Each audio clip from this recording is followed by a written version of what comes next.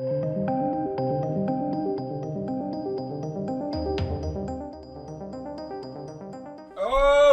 Welcome to the channel, ladies and gentlemen. Before we dive into it, did you know that I now live stream? Got a brand new live show Monday, Wednesday and Friday, 4 p.m.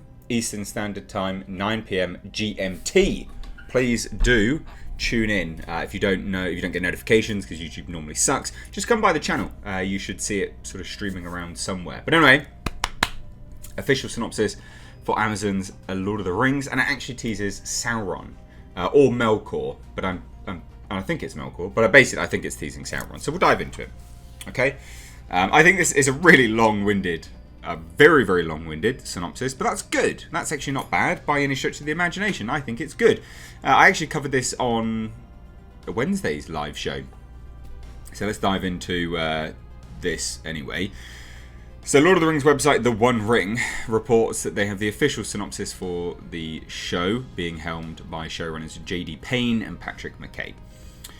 Now, here we go. And it is long, and I'm going to break it down into bits.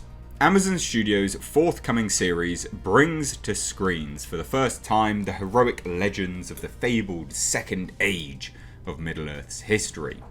This epic drama is set thousands of years before the events of J.R.R. Tolkien's The Hobbit and The Lord of the Rings, and will take viewers back to an era in which great powers were forged. Right. So, interesting. It's a very interesting time to set. It's not, like, in terms of new powers being forged and heroes and the adventures that we're very familiar with.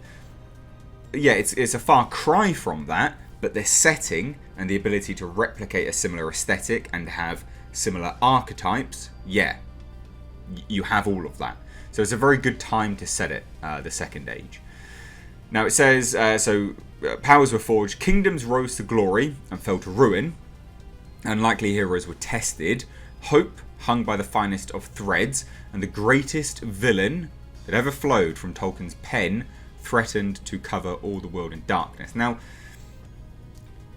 yeah, I mean, that should just be Sauron. I don't think Melkor was around in the Second Age. I think he was only around because it is alluded to in the Silmarillion, and he's essentially Sauron's teacher. It's the ultimate evil, but reading this, I don't think it can. I don't think that works. So I do think it is Sauron. And FYI, my history on Lord of the Rings is not up to scratch. It used to be. I used to be a massive fan. Huge. Remember those little figures? Samwise Gamgee next to the wall with the goblin coming through, all of that stuff. Had all of that. It was great. So I used to be like a mega fan. But so I think it's Sauron. But it would be interesting if it was Melkor. But I'm fairly certain it's Sauron. And also, that's good. You know, I don't think that that's a bad idea either. But it would be a case of getting the aesthetic right. You have to get the aesthetic right. Amazon has a lot of money, though. Let's be honest. They have all the money in the world right now. They are incredibly wealthy. So, and you've got to remember, they paid a lot for this. They're going to want their money's worth. So they need to create something which is stand up and very, very impressive. Now, beginning in a time of relative peace, the series follows an ensemble cast of characters, both familiar and new. So that'll be potentially Sauron, Saruman, Gandalf, the elves, for instance. It's all of the more mystical-based creatures that will be able to be alive for that length of time, because thousands of years, right? Now, as they confront the long-feared re-emergence of evil to Middle-earth. So, yeah, it's probably Sauron. I mean, it is Sauron, isn't it? Let's be honest, it's Sauron. But I like it. I think that's cool.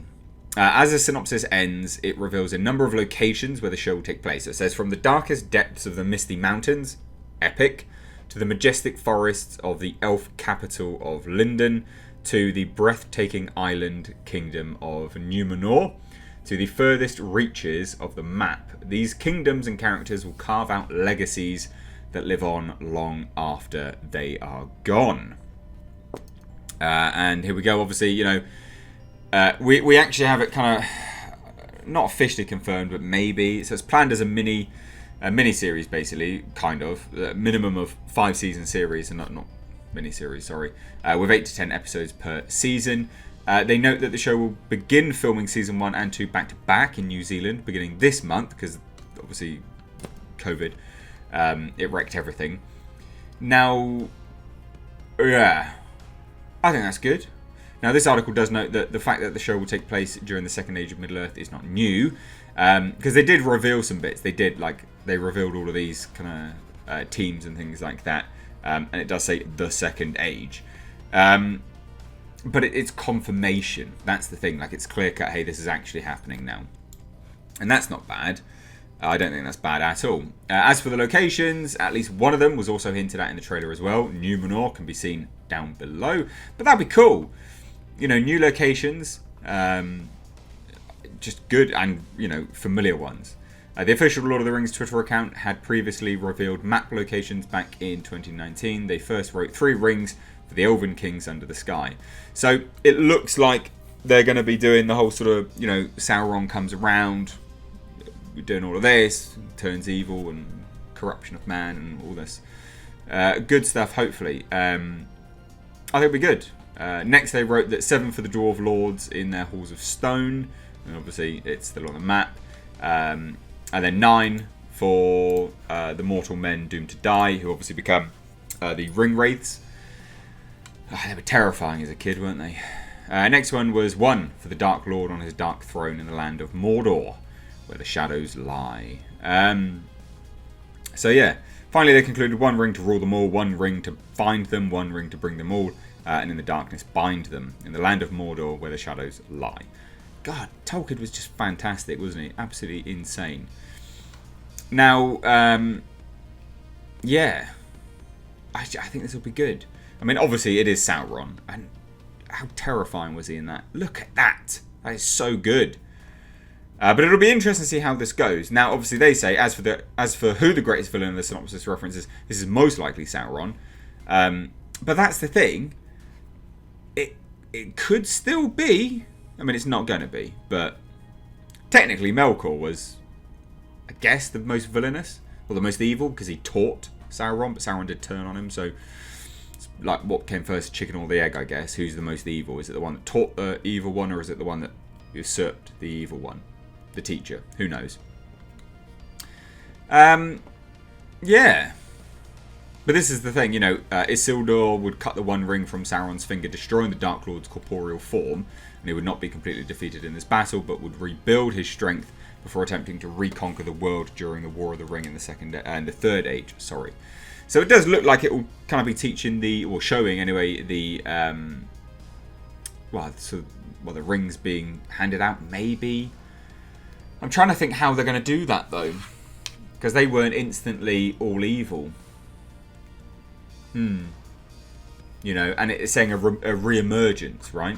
The actual synopsis was a re-emergence. Let me go back. Yeah, so the greatest villain that ever flowed from Tolkien's pen threatened to cover all the world in darkness.